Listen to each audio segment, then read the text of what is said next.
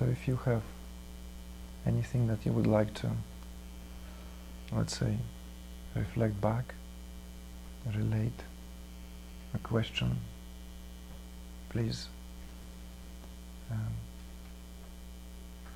be free to do so. It will be great to get engaged in the dialogue.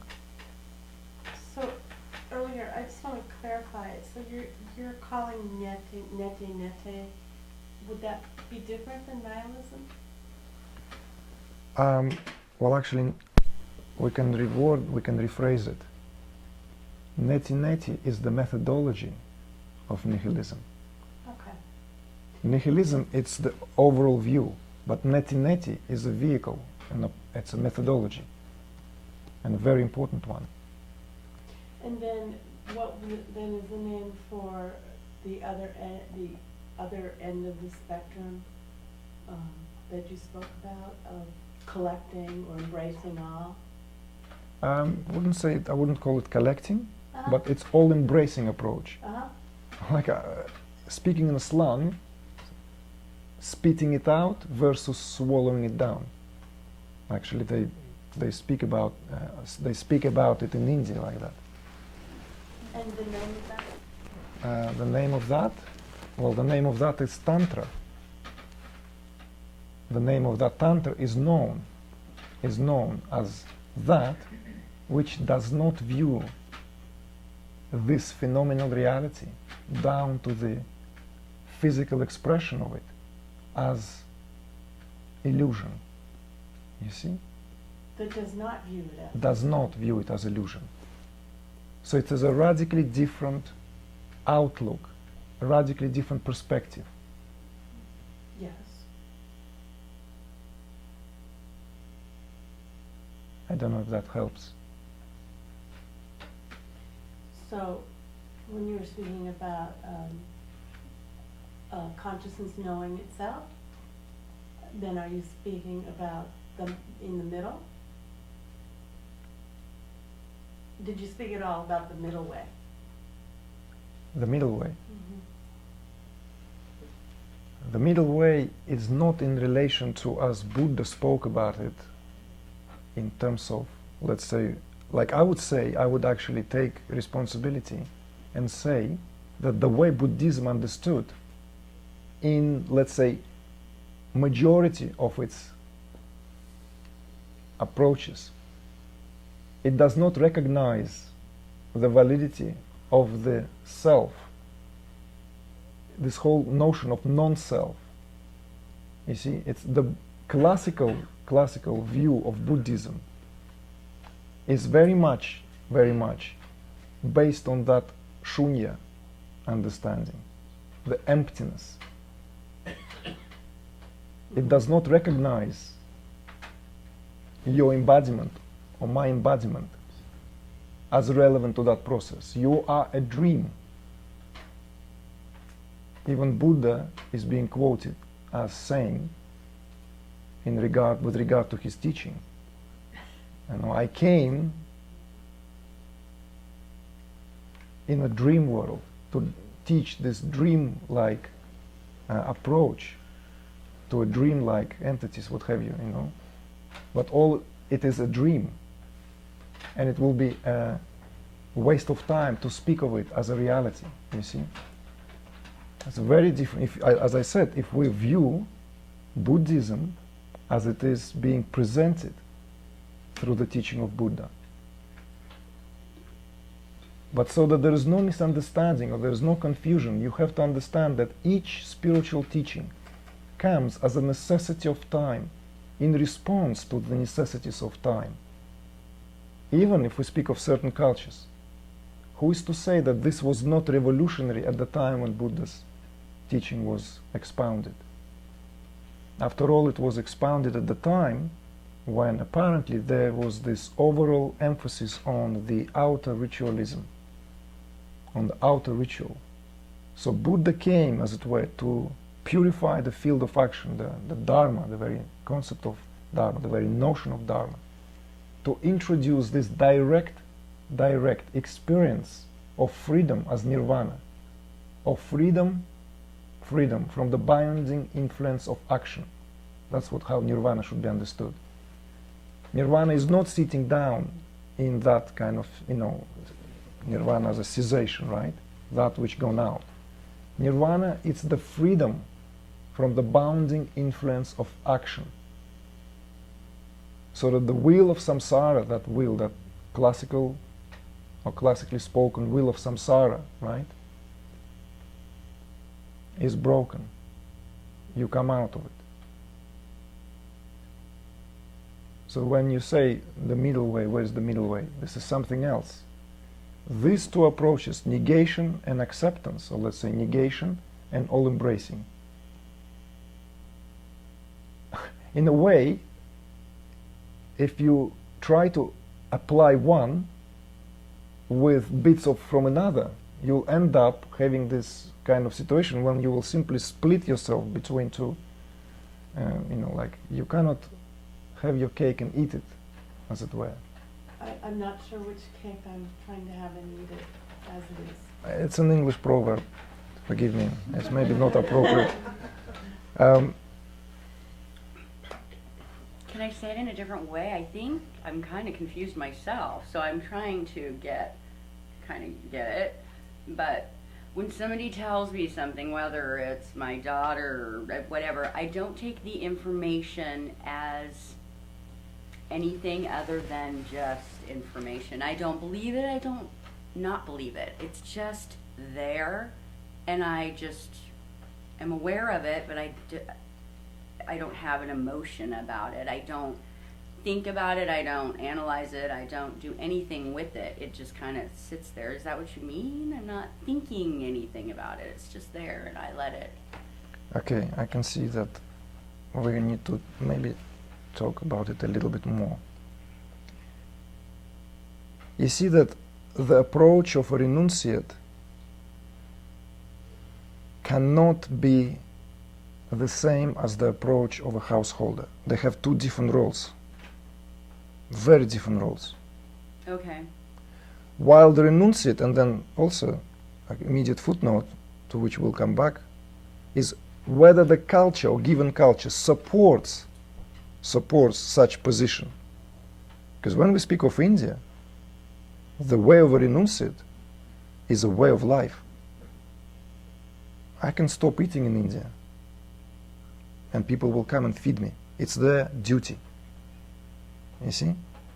And literally there were saints who were like, or not even saints, people who were simply still in the process of what have you, still in that transformative processes, way before any sainthood has been reached. Wherever they appear, there is this common call. Brahman is hungry. That's what they come. They come to the street and all they need to do is to shout, God is hungry. If you live on that street, it is your duty to open your door and share your dal and your chapati and your rice with that mendicant, because that's the way of life. It's the way of culture. Right? Mm-hmm. I'm not sure if it will work if somebody will shout now in the street where Strawberry Circle we live, God is hungry. You know? Yeah, fair. Yeah, supermarkets around the corner, Yeah. you know. So, not to be funny here, but that is a very important footnote as well, because that helps us to understand how certain approaches, how do they work, how they are integral part of certain culture, and when transformed, how do they function there. And this is where I'm speaking from direct experience of working with people who simply do not know what to do when they already walk out into that stratosphere.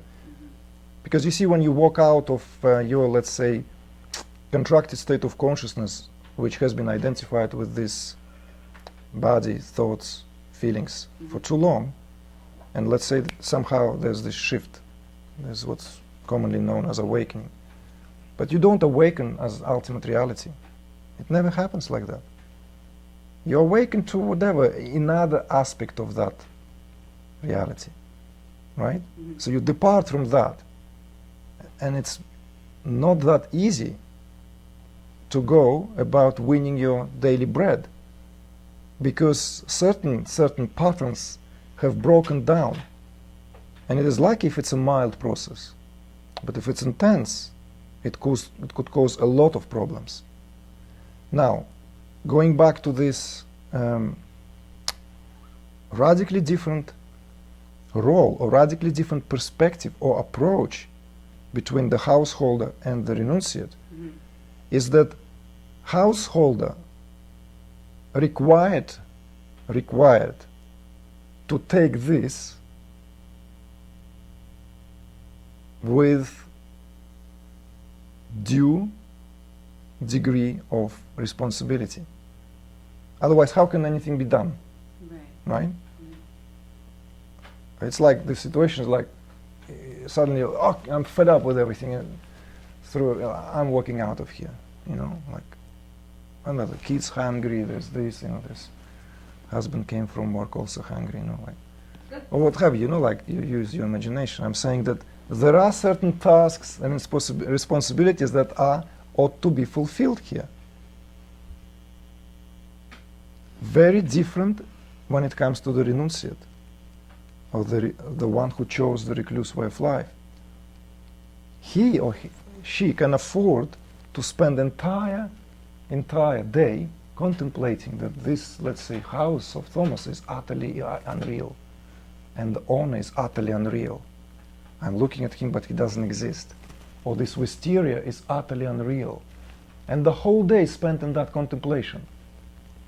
Don't get me wrong, I'm not trying to take a mickey out of it. It's actually the way the renunciate's mind's supposed to function, is to transcend everything that comes to you through any information field supplied by the senses. Okay, I'm getting it. See? Got it. With the householder, it's the opposite. Right. You know, there's cooking something wonderful, you know, spices here, you know, wisteria smell, these bees are buzzing, you know, husband is coming, I love him, children, little rascal, you know, there's a different flavor of life, you see? No, like, you know, like, oh, this is like passing Maya, just like, have you done your homework? Okay. It would not quite work, although some people confuse these two paths. So you have to be clear, crystal clear, what you choose as your platform, so that it actually can bear fruit, so that the process can actually be culminating in something, rather than... Instead of just going in a circle. You've said it. Sure. Yeah. So, the way I understand it is, the term karma yoga is that each opportunity is an opportunity to transmute. So as, let's say, the kid comes to you with the homework, or the husband or the wife, it's an opportunity to see the magic of that moment, or the God in that moment, and then as you, it's deep unfolding. Mm-hmm. Does that help, or is that? Sure, yeah, it's very, very apt reminder of karma yoga here. Bring up the karma yoga is, although let's say the science or the methodology of karma yoga is most notoriously being brought through the expositions found in the Bhagavad Gita, right? There's a yoga, karma yoga, right? One of the chapters. And although the Bhagavad Gita contains all various different approaches, it is precisely karma yoga that many teachers emphasized as the most appropriate for any given culture, which, let's say, if anything is under question. It's like, if you don't know what to do, that's the safest approach. Because karma yoga, essentially, what is karma yoga? Working with your karma. Taking an action without being attached to the result. Very good, absolutely. Freeing up habit. That's what Yama just said. It's the karma yoga, essentially. The teaching or the essence of karma yoga is selfless action. How is it selfless? It is selfless because there is no attachment to the results of actions. So there could be selfless action like meretricious action, right? What have you. And people often confuse. This is why they find themselves in grey waters. It is not quite the same. Because action can be meretricious and downright charitable. But if there is a, however little, attachment to the results, then it's no longer in the domain of karma yoga. It brings karma. See? On the other hand, you can be a successful businessman running your business and be a perfect karma yogi. I've met that when I was much younger and when I was in the ashrams. And there was a lot of karma yoga, you know, like you go to the kitchen and you wash the dishes, you know, and you think that that's karma yoga. Karma yoga is not doing something, right, in that stupefying state that you have no interest in. Not the same. You know, you can write beautiful symphony and be a karma yogi. You see? Because you assigned your actions to the Supreme. And just giving the gloss, so there's a different angles at looking at it. Thank you. I felt a bit of, it seemed that there was a bit of a duality that you were speaking, that you were expressing within the Renunciate and the householder. Mm-hmm. My understanding is that the two are not mutually exclusive. That as a Lam Yeshe, I don't know if you've heard of him, as a Buddhist, Tibetan Buddhist. Just this morning I happened to have him playing on my computer for some reason. Perhaps that's the reason. And one thing that he said just before I hit stop is renunciation does not mean throwing away samsara, like saying, oh, I'm throwing everything away. Mm-hmm. He says, this is samsara. Your mouth is samsara. You can't throw your nose away, throw your mouth away. It's about, so renunciation is not about necessarily explicitly going into a cave or being a recluse.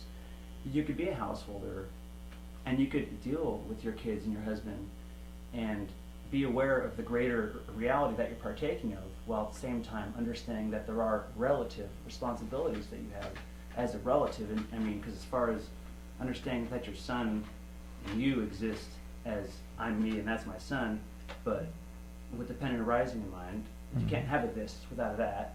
So if you understand that, and if you maintain that awareness, while at the same time fulfilling your obligations as a parent or a banker or whatever, I just don't see that there has to be a duality. I think it could be, that's a middle ground perhaps, is not saying I'm just going to do this or just do that. It's like, it's like a bird with one wing flies in circles. You know, it's like having both of the sides in unison, I think, is where the power is, as opposed to, it's like in the hemispheres of the brain.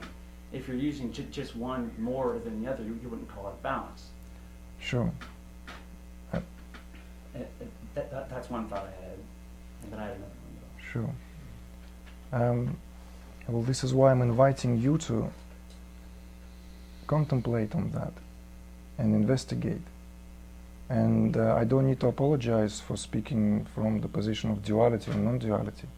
To me, they're simply words without any real meaning. I'll be very frank with you about that.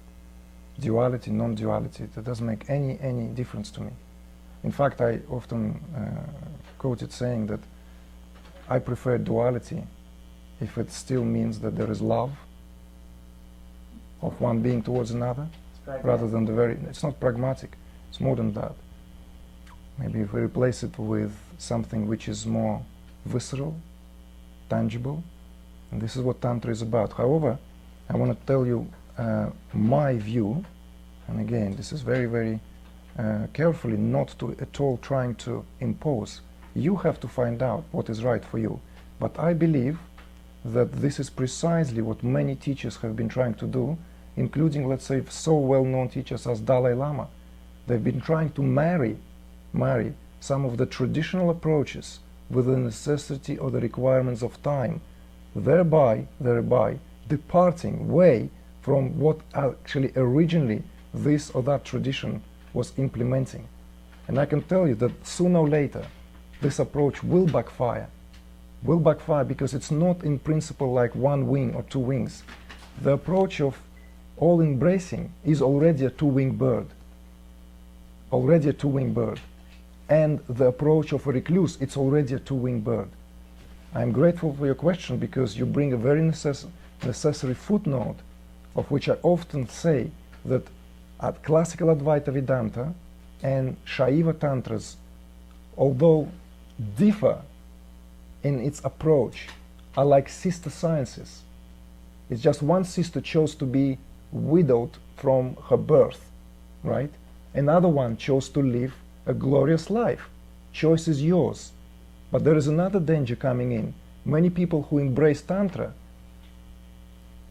superficially understand this and go with unabashed degree of hedonism, right? Into complete debauchery of their spiritual life, and at the cost, which is very often, this is why Tantra is also viewed as a very, very slippery path. In a way, a reclusive way, there's a lot of ground which you can lean, because if you cannot do this, that, this and that, it's already easier. In Tantra, you are advised, actually, advised to go into that and utilize that, which otherwise in classical Advaita would be viewed as obstacle. Do you see how much more demanding that is? That's why I never said to anyone that, you know what, it's easy. Because this is a second let's say, theme that would need to be addressed here immediately. And this is why I'm very grateful, because your question necessitates speaking about this. But I don't want you to view it as one approach, as the wing that requires another wing. I would rather send you back to that teacher, to that what you read, and investigate for yourself how far that methodology can actually take you. Because you have to lean somewhere fully. You either accept this world as fully real, or you accept this world as unreal. You cannot be in between. This is where I want to place an emphasis. And it is not me who placing the emphasis. Tradition itself speaks of that as such. When Adi Shankara postulated his famous 3 lines, right? This world is unreal. Only Brahman is real. Brahman is the world. It is forever set to be interpreted. Since the 8th century, these 3 lines have been a leitmotif of Indian civilization, I would say. The reason why India has been a playground of foreign invasions, precisely because the most talented youth did not know where to place their actions, because they did not know what field of Dharma will support that action. But it took someone like Sri Aurobindo, who became illumined while he was locked in prison, who was, as you know, was very active revolutionary, like he was active politically, only to experience that, let's say, state of self-realization. So when he comes out, you know, he dismisses all the bets that have been placed on him as a leader, instead goes to Pondicherry and finds an ashram, and comes up with the theory of the complete presentation of the integral yoga that Ken Wilber will later on take and present to the West as his integral approaches, right? So Sri Aurobindo recognized the validity of the input of tantric knowledge, which has been overlooked, and very often Tantra had a bad reputation in India, don't forget that. People who don't know Kashmir Shaivism, they often think of Tantra as questionable methodology with some kind of questionable aims, you know, let alone practices involved. And all that did not allow Tantra to thrive. Instead, the classical Advaita Vedanta enjoyed great respectability, precisely because it was a clean subject to study for scholars. If you go to Varanasi, Benares, this is, you know, you can do your doctorates in India as a Westerner. And that's what some great scholars did, let alone if you're born into that culture, you see. So mostly today in the West, we are familiar with that, what classical Advaita Vedanta gave us. And there's another thing perhaps have to be addressed here, is that what is Vedanta? How does Vedanta itself fits within the context of darshanas, or the 6 systems of Indian philosophy? Because when we often hear the teacher, forgive me for this, wax a student with the approaches of Vedanta, right? Not understanding or not bearing in mind that Vedanta can only be implemented as a sequential unfoldment within within the very, very nature of consciousness as it is embodied, where all these other systems of Indian philosophy are always at play. So there's always this something which is investigation and discrimination, which comes from the first two, like Nya and Vaisheshika. Then there is this cosmology, right? Full picture of this creation, like in Samkhya. Then the verification of that knowledge gained in Samkhya through direct partaking through yoga, only to arrive to Karma Mimamsa and Vedanta, the end of knowledge. You see? So it's not even that simple how Advaita Vedanta somehow took hold or took root in the West today, became popular or popularized. But Tantra was always, as it were, like this Cinderella, if you see what I mean. It never had a chance. And yet, it was always known to those in the know. So when you go to Los Angeles, let's say today, and there are a lot of tantric teachers around, that's not necessarily what Tantra is about. So that's why I'm saying that it's not the wing, both birds, the bird of Advaita and the bird of Tantra are both winged birds. You see? The weak analogy. Yeah. Yeah. So I they fly well, each fly well. But you have to choose between the two. And this is, mark my word, and I invite you to challenge it within your own self. Go and find out. Because I would say to you that sooner or later you would have to make that choice. And you would not be the first one. There are many people who treaded that path only to arise, you know, like there were those who ran away from the world only to come back here, realizing that flippant cannot run away from here. There's no way. That's one way to learn, right? Yeah, exactly. Yeah. So Yeah. It's not like a wrong way to go. Or it could happen to the other way around. You know, you try to embrace this world, but your nature is actually very different. So you've done all this nitty-gritty and all this, what you had to do, and then at the age when you have already grandchildren and everything sorted, then you actually, you know what, I'm gonna quit from it all. And everything then, then you rip this fabric of reality as you wish. But two birds fly perfectly on their own, each on their own. This is what I wanted you to really, really be aware of. And you would have to choose which bird you want to fly. As far as like specific like approaches and paths, is what you're referring to? Very much so. Okay. And it's not to be critical to what this teacher said, because I'm not even aware.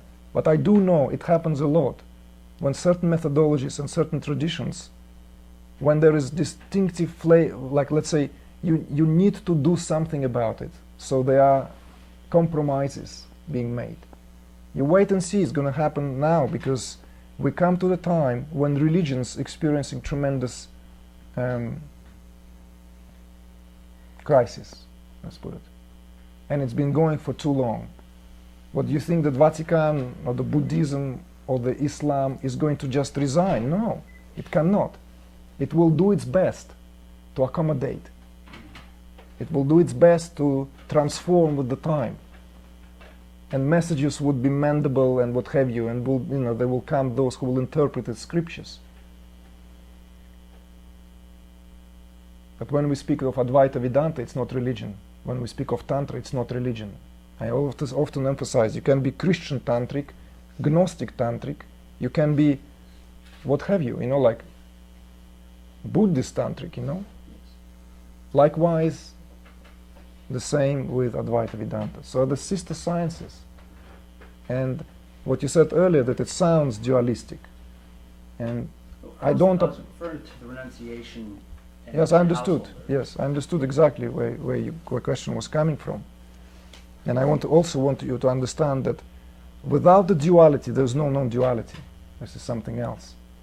So going back to your original question, the first thing you said, that duality is an integral part of non-duality.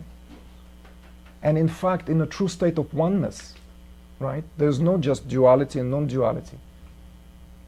There's 3, there's 4, there's 5. You see? The complexity is not being negated, it's being integrated. So there is no possibility of being afraid, because the subject and object no longer hold their sway.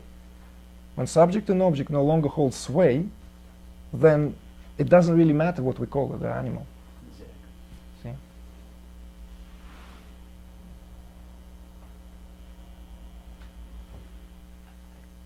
I did have something else if no one else has. Sure, sure. Well, I was thinking of, it's kind of a piggyback on what this woman said a little while ago.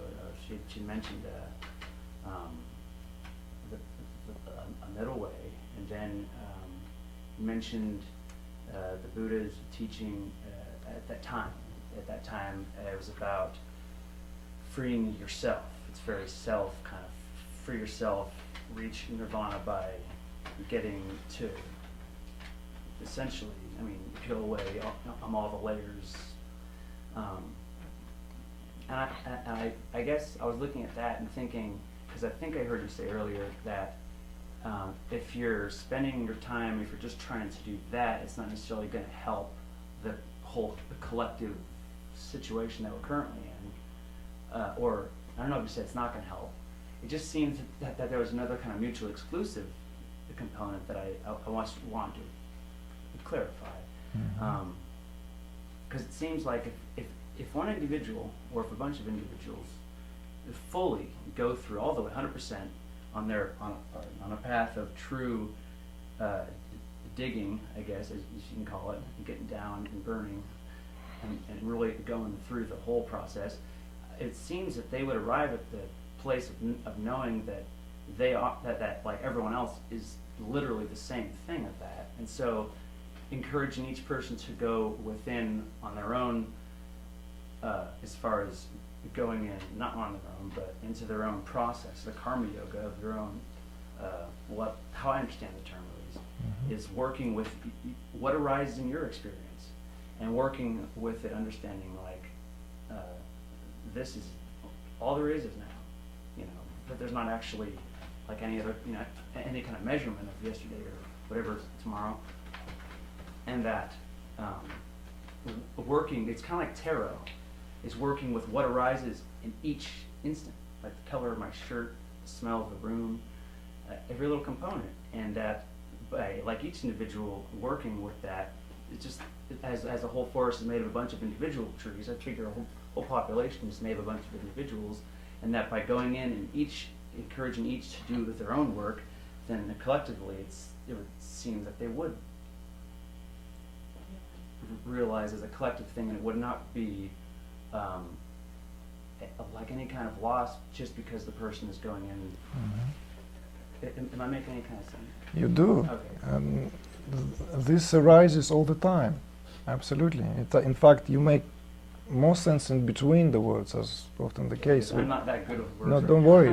I can follow the trail of your thoughts. It doesn't matter how you express them. I can hear you clearly what you're saying. And to start with, I do agree that ultimately speaking, it's about to be intimate with who we are. And that intimacy then reflects greater light into the world, regardless of how we got to that intimacy.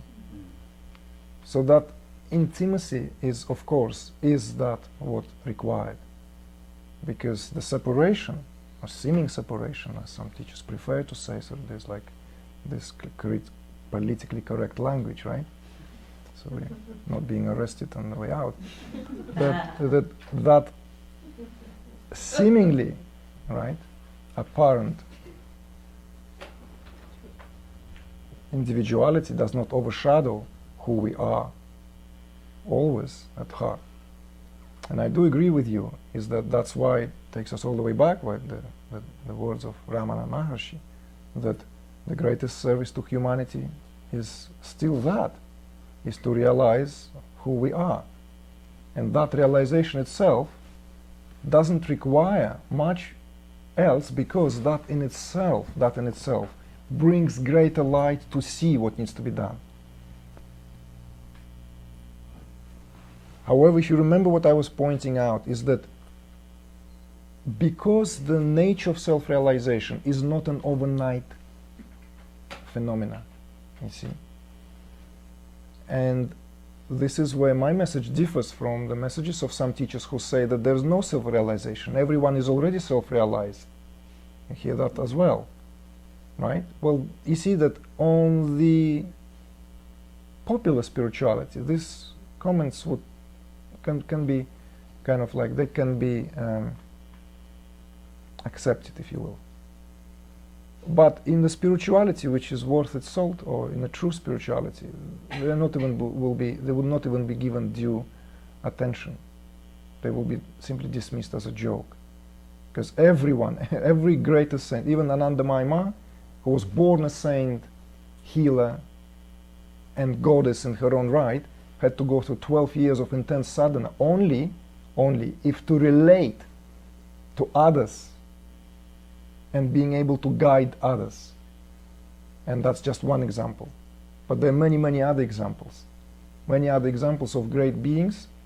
In every culture you will find them who will confirm that fact, that it takes time. Process. It's a process, exactly. Just like any transformation, it requires time. Just it requires time for that worm to die, and and then like germinate, right? Gestation period, and for the butterfly to come out. That gestation time requires for all processes. And this is where I was saying that is crucial to what platform we choose as a collective. Because there are maybe this number of beings here and there who will pierce this bubble fully and come out as the self, and will be able to abide as the self, which is not always the same. It is a theme in itself, massive theme in itself. Because we all speak about coming into the Brahman or coming into the consciousness, the self. But how that self can be then embodied is a very different thing. For each person, right? For each person, Yeah, yes. It's for their own. How can it be actually embodied? How can consciousness be then embodied and integrated through this physiology? Because if self-realization was just to jump into consciousness, then we would just shed the body there and then. Well, it doesn't happen like that. It has to go back into the body, and it is known in various traditions. The tradition I speak from often, it is known as a repose or return integration. So that is the emphasis of my address, or emphasis of this is what I want you to share, is that when we speak of us as a collective, those of us who are on the way, the platform we choose does matter as of today. Because the way we view this world, the way we view this whole thing, this is where a creative impulse, or the impulse of creative intelligence, has to be directed. And it's a very, very profound theme of how that works when we are actually aligning ourselves and not disregarding, but actually fostering it. It's as if I'm taking all the way back to Sri Aurobindo. We have to become yogis. Only yogis affect reality. Others are passive observers. You see, you can be actually very, very awakened, but still be just a passive observer in that stage of transformation.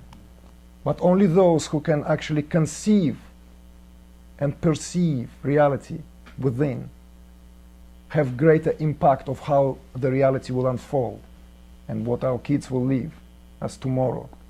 Because I, for one, do not believe that, like, I do understand what the power of now is about, but there is time. There is time. There's no way out of it. So I cannot just live for today. Being in now also presupposes of placing intentions for tomorrow. Okay? This is a different texture, if you will, to that question. Otherwise, I do agree with you that doesn't matter which way you arrive to that intimacy with the self. Once you arrive, you're impacted because you are in the center, and center always takes care of the periphery, one way or the other.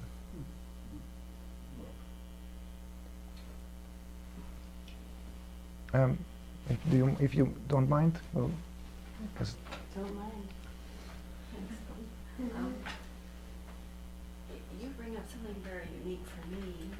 I'm painting, and it's a very inward journey. And yet, I also feel that it needs to come into grounding into the world. And I don't know what that looks like, because it seems so much easier just to go into the inward. But I really resonate with you saying there is a responsibility to my life, you know, and I just get stuck there somehow.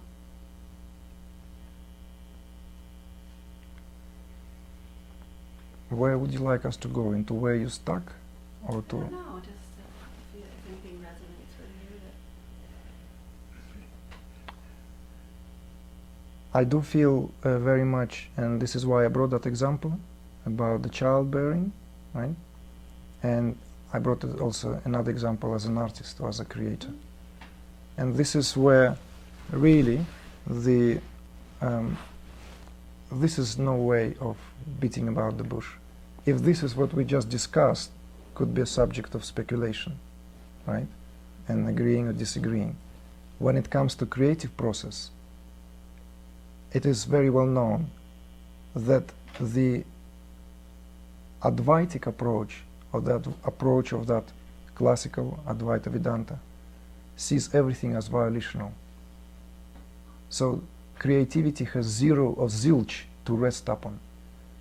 So as it were, if you take this platform to your heart, right, all these pictures that you have not even yet created, right, they only come from that baggage of the psychological conditioning that deeply sown in your subconscious or in your psyche. Whereas the Tantric perspective, and especially Kashmir Shaiva perspective, views the creative process as nothing but the very replica of that grand process of creation itself. Each time a painter dips his brush or her brush, you know, there's this same situation is created as when consciousness is eager to know itself in that quiver within the heart. So the creativity here is viewed as positive rather than violational, or it is viewed as an inherent property of consciousness rather than karmic bound activity, you see? And as an artist, I don't know if you're aware that as a painter from an early age, myself, I knew that from direct experience. And you must know that this comes a moment when that creativity simply takes over. It has energy of its own, completely. It takes you where you don't even know where you're going, but it takes you simply there and transports you there. So this platform is actually required. If you are an artist, then that platform is conducive for your spiritual unfoldment, because it does not disregard the occupation of you as an artist. This is in as much as what you've mentioned, you know. And when you said that this, you know, come again certain blocks, like, you know, right? But when you say blocks of what? Creative blocks? No, You know, not like- creative blocks. But, and I agree with you that it has a life of its own and it carries one. But it feels like it's still not on the plane of bringing into the body, earth, community, that kind of thing. So in other words, you're speaking of how much of service you are in your Yes, work.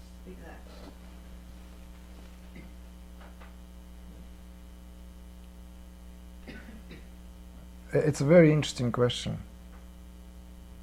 And you know what? It's not at all as straightforward as it may seem. Because and you know what? Go and throw away all the dark colors from your palette. Right? Just keep the pleasing ones. Right? Enough darkness in this world. But that's not true. It's not about how much intention you put there to entertain or to support, let's say, positive vibrations.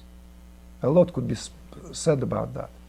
But then we forget that the transformative power of art, right, is through the cathartic experience. And the ancient Greek theater was the first form of art which gave us that. And as we know, that the most sort of like horrifying stories were the most purifying at the same time. That's not to encourage you to go into the horror side of the art process, but just to tell you that the creativity has its own energy. So it's not really your business, as it were, to worry how you serve here. It is just to be true to that process, that's all. To be true to the process. You see, because also this whole relationship between form and essence is in perpetual tension, right? Form giving essence, essence giving form, they're constantly in mutual relationship. And you, as an artist, always work with material, right? So this is why it is not just, okay, I want to now paint a deity, right? Or I want to now paint something which is like, people will look up on it, will be like an icon. What is an icon? Icon which allows that direct, right? It's like, you have had the concept of icon, what really icon and where the icon comes from. It's that aid, a help, right? I do abstract, so it's even less. Doesn't matter. You see, like, so that it's not so much what you are trying to express or the aim result, but how in touch you are with the rawness of the matter itself here, which need to be sanctified through that creative process. And this is what really, really, in a lot of art making, is all about. For instance, if you are in front of the granite slab, a very different methodology is required than if you are with watercolors, right? So one is very, very hard and solid, another one is very fluid, and there's a lot of play for a lot of room for playfulness. But at the end of the day, both these examples illustrate the same necessity to be present to that to a degree where that working against the matter itself allows that to shine forth, that same energy. And this is why I really, really feel like I'm going back to the days, in the company of artists, all this yap, art historian and art critics talks don't exist. It's usually nodding, it's a language of its own. Cool, good, yeah. And it's like you show a picture to someone and it's not like, Between those who know the nitty-grittiness of the process is a different language. Do you see what I'm trying to say? Right. Yeah. I really appreciate Yeah. So it's like really giving yourself to the process, to the physicality of that process, being present fully, as being present to what we discussed just earlier. That being present to the moment of, yes, this how that color, how that paint now behaves, and there's no time to think, you see? So then these blocks of how much of service I am, it simply is not there. Your service is doing your dharma. Your dharma is to paint. That is the great service in itself.